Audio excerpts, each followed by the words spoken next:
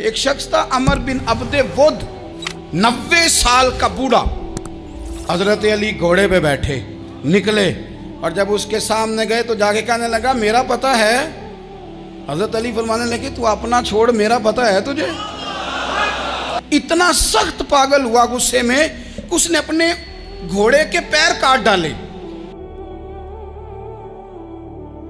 ایک موقع پر نبی پاک صلی اللہ تعالیٰ علیہ وسلم نے ارادہ فرمایا کہ حضرت علی کو اپنا نائب بنا کے مدینہ منورہ میں چھوڑ کے جایا جائے۔ محبوب کریم علیہ السلام جب بھی تشریف لے جاتے تھے تو کسی ایک کو نائب بنا کر مدینہ منورہ میں چھوڑ جاتے۔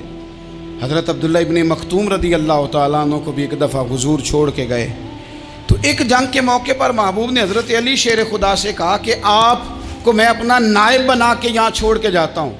یہاں لوگ جان چھڑاتے ہیں، کام کا جب وقت آتا ہے، میدان میں نکلنے کا وقت آتا ہے تو جان چھڑاتے ہیں، اور وہ کہتے ہیں کہ باقی سارے کام لے لو، جب وقت مشکل آئے تو پھر ہمیں کام نہ بتاؤ۔ اب مشکل وقت ہے، جہاد میں جانا ہے۔ حضرت مولا علی شیر خدا کرم اللہ تعالی وجہہ الکریم کو حضور نے فرمایا کہ اس دفعہ میرا ارادہ بنا ہے کہ تمہیں چھوڑ کے جاؤں۔ تو حضرت علی کو چھوڑ کے جایا جا رہا ہے، ان کو مدینے میں رہنا ہے، میدان میں نہیں جانا۔ عام آدمی کتنا پسند کرتا ہے کہ میں آرام سے رہوں گا، لیکن حضرت علی کو اتنا شوق تھا میدان جہاد کا، اتنی تڑپ تھی ان کے دل کے اندر کہ عرض کرنے لگے یا رسول اللہ صلی اللہ تعالیٰ علیہ وسلم، رو پڑے، کہنے لگے حضور ساری دنیا میدان میں جہاد کرے گی اور میں یہاں عورتوں اور بچوں کے پاس رہوں گا، میں یہاں عورتوں اور بچوں کے بیچ وقت گزاروں، حضور مجھے لے کے جائیں۔ تو وہاں بھی حضور نے محبت کی بات سمجھائی، فرمایا علی جب حضرت موسیٰ کوہ طور پہ گئے تھے تو اپنے بھائی جناب ہارون کو چھوڑ گئے تھے، تو تم بھی تو میرے لیے اسی طرح ہو نا جس طرح موسیٰ کے لیے ہارون تھے۔ لیکن فرمایا یہ یاد رکھنا میرے بعد نبی کوئی نہیں، حضرت موسیٰ بھی نبی ہیں اور جناب ہارون بھی نبی ہیں علیہم السلام، لیکن وہ انہیں چھوڑ کے گئے تھے، میں تمہیں چھوڑ کے جا رہا ہوں۔ کہ ایک بات اپنے ذہن کے اندر بٹھانا کہ میرے بعد کوئی نبی نہیں آئے گا۔ تو عزیز بھائی، حضرت مولا علی شیر خدا کا جذبہ جہاد۔ اچھا پھر میں نے دیکھا ہے جس زمانے میں میں اور آپ رہ رہے ہیں، اس زمانے میں لوگ کمزور ہوتے جا رہے ہیں نفسیاتی طور پر، ڈری ڈری سی باتیں لوگ کرتے ہیں، سہمے سہمے سے جملے بولتے ہیں، اور یہ ہر بندے کا اپنا الگ ڈر ہے۔ دانشوروں نے لکھا ہے کہ غریب آدمی کا ڈر تھوڑا ہوتا ہے اور جو اونچے عہدے پہ چلا جائے اس کا ڈر، یعنی زیادہ ہاتھ اپوزیشن کے نہیں بندے ہوتے، حکومت کے بندے ہوئے ہوتے ہیں۔ لوگوں کو ساتھ لے کے اپوزیشن نے نہیں چلنا ہوتا، حکومت نے چلنا ہوتا ہے۔ تو حکومت میں جب لوگ ہوتے ہیں تو ان کے اندر کمزوری آ جاتی ہے، جب آپ بڑے عہدے پہ چلے جاتے ہیں تو آپ کی مجبوریاں بھی بڑی ہو جاتی ہیں، ہر آدمی کہیں نہ کہیں کمزور پڑتا ہے۔ اور ہمارے ہاں تو لوگ ذرا بیمار ہو گئے تو گئے، اور آج کل جو سب سے بڑا مسئلہ ہے وہ یہ ہے کہ لوگ کیا کہیں گے، اور لوگوں نے بڑے بڑے لوگوں کو پاگل کر دیا ہے، بڑے بڑے لوگوں کو۔ ہمارے علماء نے ایک بات لکھی ہے کہ ایک دفعہ نا ایک استاد صاحب سبق پڑھانے کے لیے آئے تو طالب علموں نے ارادہ کیا کہ آج استاد جی کو بیمار کرنا ہے۔ یہ جو آپ کے مشیر ہوتے ہیں نا ارد گرد، ان کی پڑتال بھی بڑی ضروری ہوتی ہے کہ یہ خبر کون سی لے کے آ رہے ہیں اور یہ کس طرح سے گائیڈ کر رہے ہیں۔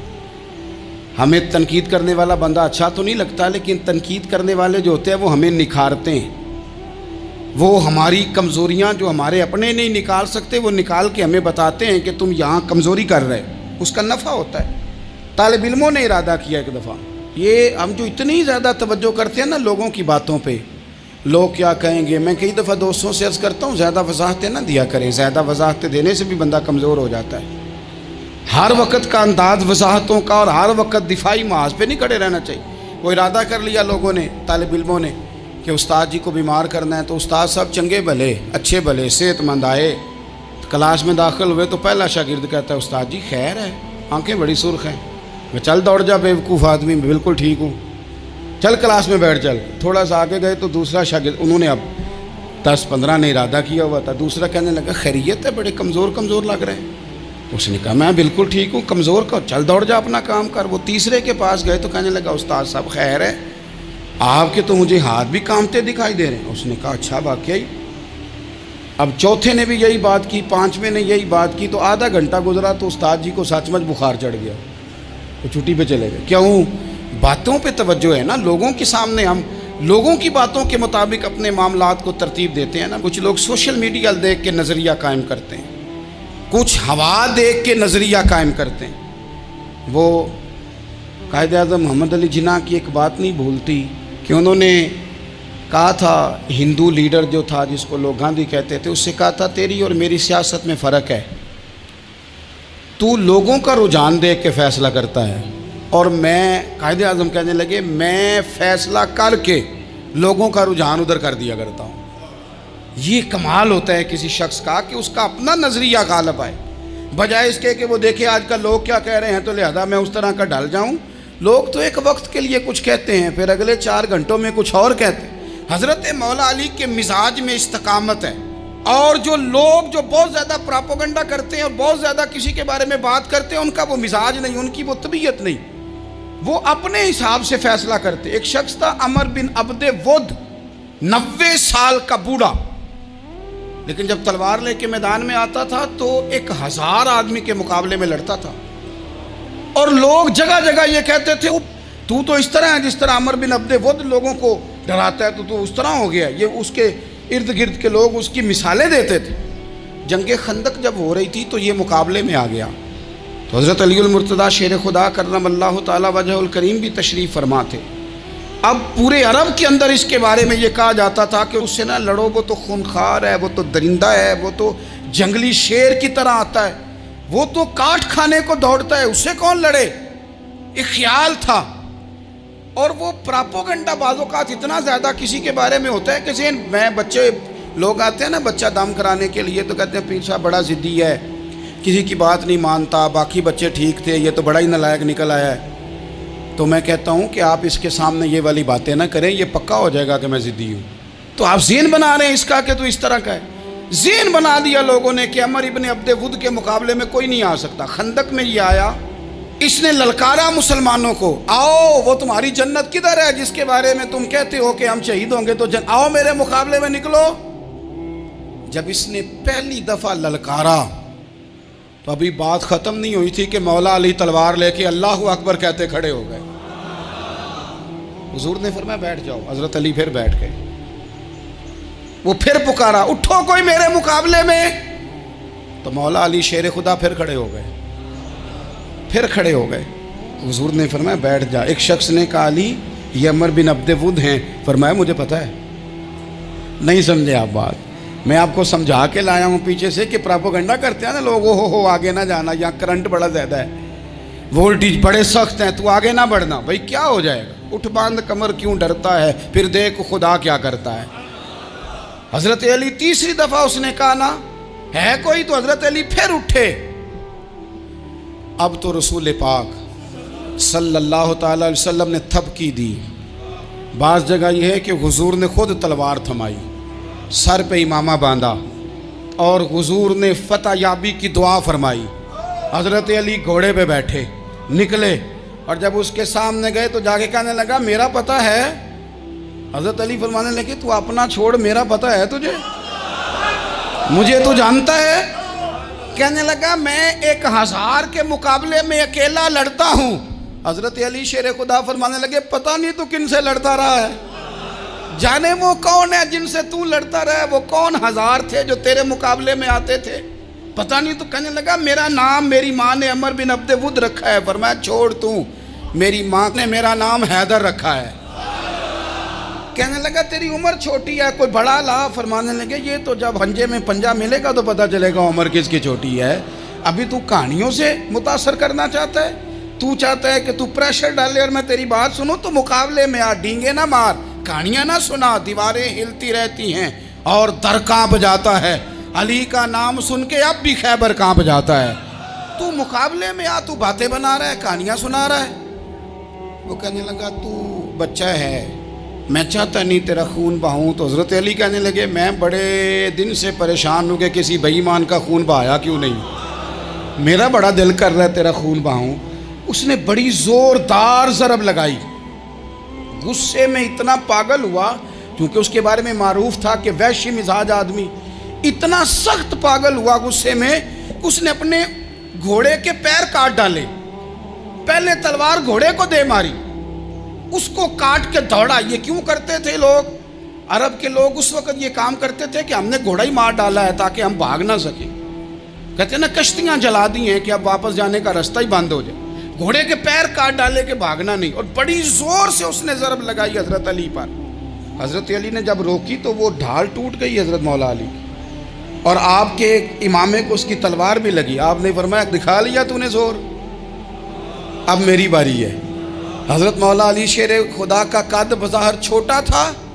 صحابہ کہتے ہیں ہم دور سے دیکھ رہے تھے، اللہ اکبر کہہ کے تھوڑا سا زمین سے وہ اٹھے، تھوڑا سا اٹھے، اور پھر دوبارہ نہیں انہیں تلوار چلانی پڑی. ایک ہی ضرب لگائی اور اس کے 2 ٹکڑے کر کے اسے زمین پہ پھینک دیے. تو عزیز دوست، آپ یاد رکھیں گے اس بات کو کہ اپنی زندگی کے اندر مروب ہونا چھوڑ دیں. روب میں تاتاریوں نے مسلمانوں کو مروب کر لیا تھا، روب ڈال لیا تھا کہ ہم بہت بڑے لوگ ہیں. یہی آج ہمارے ساتھ بہت سارے لوگ کرتے ہیں. دلوں میں روب آ جاتا ہے، امیر رشتہ دار کا، فلانے کا، پھر وہ جو مرضی کرتا ہے. تاتاریوں کی ایک بی بی وہ کیا کرتی، وہ 9-10 مسلمان نوجوانوں کو سڑک پہ کھڑا کر جاتی. کہتی ادھر کھڑے ہونا، میرے آنے تک ہلنا نہ. جوان ہے لیکن روب ہے نا کہ یہ بڑے وحشی ہیں. اکیلی بی بی اندر جاتی، تلوار لے آتی، اور وہ کھڑے ہیں، وہ بھاگے بھی نہیں، اتنا ڈر گئے، ٹانگیں کانپ رہی ہیں، بھاگنے کی بھی جرت نہیں کر رہے. تسلی سے گئی ہے، تلوار لے کے آئی ہے، اور اس نے 9 جوان مسلمانوں کے گلے کاٹ دیے. اس روب سے نکلیں باہر. نوجوانوں سے کہتا ہوں نکلو. اور جن لوگوں نے دنیا میں انقلاب برپا کیا وہ غریب گھروں کے تھے. وہ لوگ تھے کہ جو بظاہر کسی بڑے قبیلے سے نہیں تھے. ہم محنت کریں، تعلیم حاصل کریں، جد و جہد کریں، مشقت کریں، اپنی زندگی میں کچھ مقاصد کے حصول کے لیے آگے بڑھیں. اور اگر آپ کہیں کہ دائیں بائیں میرے فلاں آدمی مجھے یہ مشورہ دے رہا ہے، تو کچھ لوگ دنیا میں باتیں کرنے آئے ہیں، انہوں نے باتیں کرنی ہیں اور بڑا فائدہ ہوتا ہے. ان کو باتیں کر لینے دیں، ان کو کرتے رہنے دیں. کام کرنے والا بندہ کام کرتا ہے اور کرتا ہی چلا جاتا ہے، وہ منزل تک پہنچ جاتا ہے. تو حضرت علی کے مزاج میں دلیری ہے، ہمت ہے، ایک بات. اور دوسری بات دانائی، حکمت. یہ جو ہمارے فیصلے ہیں نا جذباتی،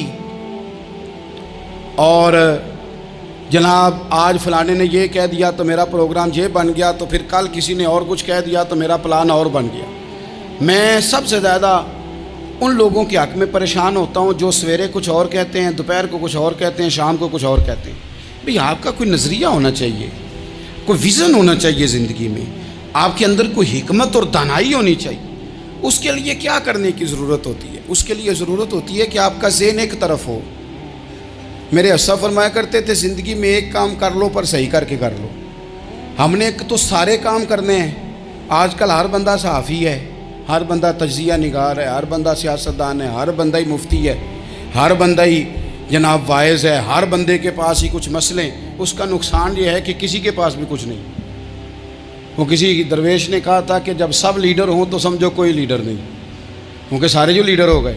میرے عزیز، ایک طرف ذہن کو رکھیں اور اپنے اس کام میں کمال پیدا کریں. حضرت مولا علی شیر خدا کو اللہ نے حکمت دی تھی. نبی پاک صلی اللہ تعالی وسلم کے صحابی حضرت عبداللہ ابن مسعود رضی اللہ تعالیٰ عنہ فرماتے ہیں، امام ابو نعیم نے لکھا ہے کہ حضرت عبداللہ ابن مسعود فرماتے ہیں نبی پاک صلی اللہ علیہ وسلم نے فرمایا اگر حکمت کے 10 حصے کیے جائیں نا، دانائی کے 10 حصے کیے جائیں، تو اس میں سے 9 حصے اللہ تعالیٰ نے حضرت علی کو عطا فرمائے ہیں، اور ایک حصہ باقی لوگوں کو ملا ہے. دانا تھے، معاملہ فہم تھے.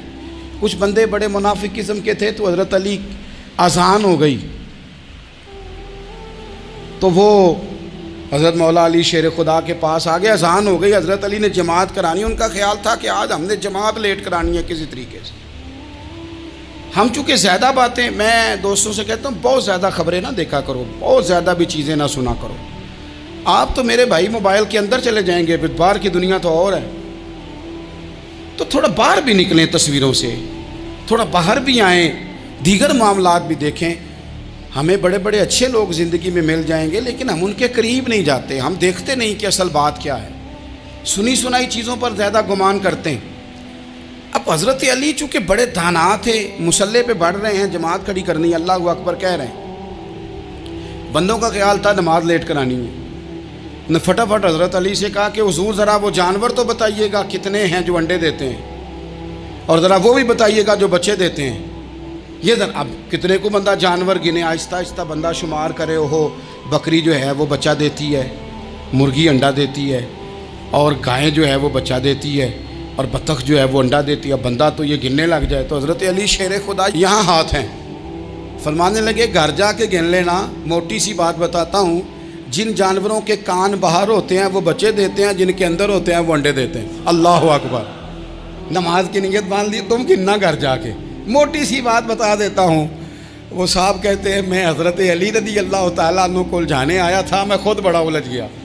یہ کیا ماجرا ہے، کیا معمہ ہے کہ دو فکروں میں انہوں نے بات کو سمیٹا اور کمال کر دی۔ کہنے لگے گھر جا کے گننا، یہاں ٹائم نہیں، نماز کا وقت ہے، پر جن کے کان اندر ہے نا وہ انڈے دیتے ہیں، اور جن کے باہر ہیں وہ جا کے حساب کرنا۔ آپ ڈھونڈ لیں، تلاش کر لیں، چلے جائیں ماہرین کے پاس، پر شیر خدا شیر ہی ہے۔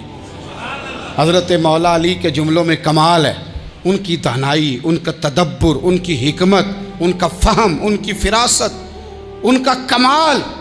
ایک شخص بڑی دور سے آیا، اس نے کہا حضور مجھے نا لمبی باتیں یاد نہیں رہتی، دو باتیں بس بتا دیں میں عمل کروں تو زندگی بن جائے، دو باتیں۔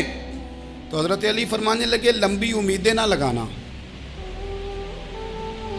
لمبی امیدیں نہ لگانا، موت کا پتہ نہیں کب آ جائے گی۔ منصوبہ بندی ضرور کرنا آنے والی نسلوں کے لیے، اپنی ذات کے لیے لمبی امیدیں نہ باندھنا، یہ بھی کر لوں گا، یہ بھی کر لوں گا۔